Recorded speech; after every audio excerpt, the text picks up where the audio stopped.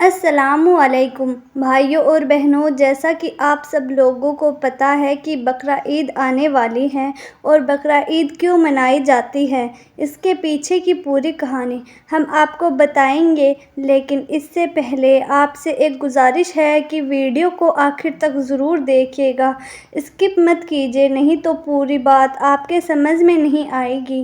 بھائیوں اور بہنوں، کیا آپ جانتے ہیں کہ بے شک اللہ اپنے بندوں اور نبیوں سے بہت محبت کرتا ہے اور ان کا امتحان ضرور لیتا ہے۔ کچھ اس طرح حضرت ابراہیم علیہ السلام کے ساتھ ہوا۔ کئی ہزار سال پہلے حضرت ابراہیم علیہ السلام ایک بار آرام فرما رہے تھے، تبھی آپ کو نیند آ گئی تو آپ کیا دیکھتے ہیں کہ اللہ تعالیٰ فرماتا ہے، جس کا مفہوم یہ ہے کہ اے ابراہیم، اپنے سب سے پیاری اور عزیز چیز کو میری راہ میں قربان کرو۔ چنانچہ صبح ہوئی تو آپ نے سوچا نبی کا خواب کبھی غلط نہیں ہو سکتا، جھوٹا نہیں ہو سکتا، تو آپ کے پاس کافی تعداد میں اس وقت اونٹ موجود تھے۔ آپ نے 100 اونٹوں کی قربانی دے دی۔ اس سمے میں 100 اونٹ 100 قیمتی کاروں کے برابر ہیں۔ پھر اگلی رات میں غیب سے آواز آئی، اے ابراہیم، اپنی سب سے قیمتی چیز کو قربان کرو۔ تو پھر دوسرے دن آپ نے 200 اونٹوں کی قربانی دے دی۔ پھر تیسرے دن غیب سے وہی آواز آئی تو آپ سوچنے لگے کہ میری سب سے پیاری چیز تو میرا بیٹا اسماعیل ہے۔ آپ سوچنے لگی کہ اللہ کہیں یہ تو نہیں دیکھنا چاہتا کہ میں سب سے زیادہ اپنے بیٹے سے پیار کرتا ہوں یا اپنے رب سے۔ جب یہ بات آپ کے ذہن میں آئی تو آپ نے ارادہ کر لیا کہ اپنے عزیز کو راہ خدا میں قربان کر دوں گا۔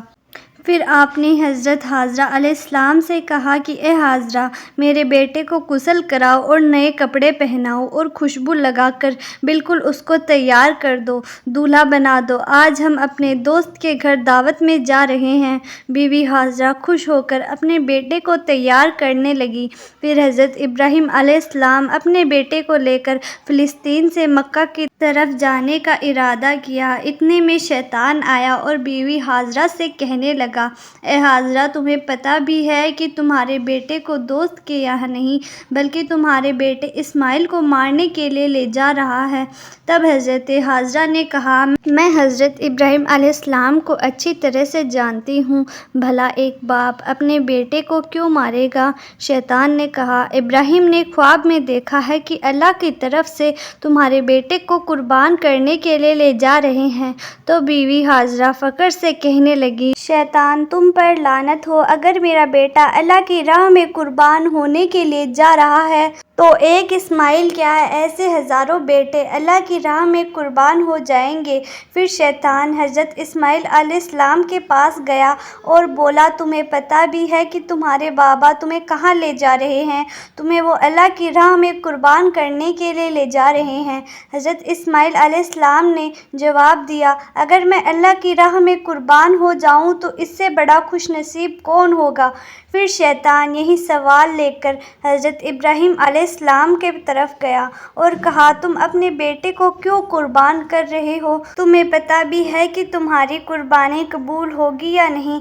تبھی حضرت ابراہیم علیہ السلام پتھر اٹھاتے ہیں اور شیطان کو لعنت کہہ کر وہ پتھر مارتے ہیں۔ بتایا جاتا ہے کہ تبھی مکہ شریف میں حج کے دوران شیطان کو پتھر مارا جاتا ہے۔ پھر آپ آگے بڑھنے لگے اور اپنے پیارے بیٹے سے فرماتے ہیں، کیا آپ کو پتہ ہے کہ ہم آپ کو اللہ کی راہ میں قربان کرنے کے لیے لے جا رہے ہیں؟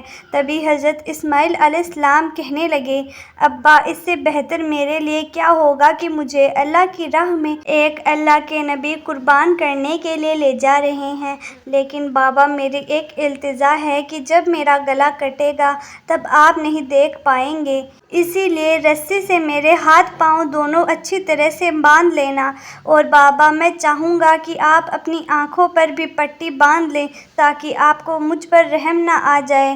بس پھر کیا تھا، حضرت ابراہیم علیہ السلام نے اپنے بیٹے کے ہاتھ اور پیر باندھ دیے اور اپنی آنکھوں پر بھی پٹی باندھ لی اور ہاتھوں میں چھری لے کر آسمان کی طرف دیکھا اور کہا، اے اللہ، اگر تم مجھے 1000 اسماعیل دیتا، ہزاروں اسماعیل کو تیری راہ راہ میں قربان کر دیتا۔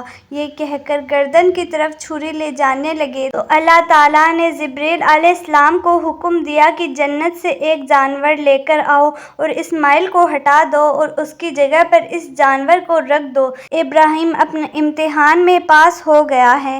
جیسے ہی آپ نے چھری کو پھیرا تو پھیرتے ہی جو خون بہنے لگا تو آپ نے اپنی آنکھوں سے پٹی کھولی تو کیا دیکھتے ہیں کہ آپ کا بیٹا صحیح سلامت ہے اور اس کے ساتھ کھڑا ہے، اور نیچے دیکھا تو ایک بھیڑ، وہ حضرت اسماعیل علیہ السلام کی جگہ پہ قربان ہو چکا ہے۔ پھر حضرت ابراہیم علیہ السلام نے اللہ تعالیٰ کا شکر ادا کیا اور غیب سے آواز آئی، اے ابراہیم، یہ امتحان تا قیامت تک یاد رکھا جائے گا اور تیری سنت کو ایمان والے ہر سال یاد رکھیں گے، اللہ تعالیٰ کی راہ میں قربانی پیش کریں گے۔ تبھی سے یہ سلسلہ جاری ہوا۔ عید الفطر کے 70 دن بعد یعنی 2 مہینے 10 دن کے بعد بقرعید منائی جاتی ہے۔ پوری دنیا میں یہ تہوار 3 دن تک منایا جاتا ہے، جس میں بھیڑ، بکری، اونٹ، بیل اور حلال جانوروں کو ذبح کیا جاتا ہے اور قربانی کے گوشت کے 3 حصے کیے جاتے ہیں۔ پہلا حصہ غریبوں اور مسکینوں کے لیے، دوسرا حصہ رشتہ داروں کے لیے اور تیسرا حصہ اپنے گھر کے لیے کیا جاتا ہے۔ بقرعید کو عید الاضحیٰ بھی کہا جاتا ہے۔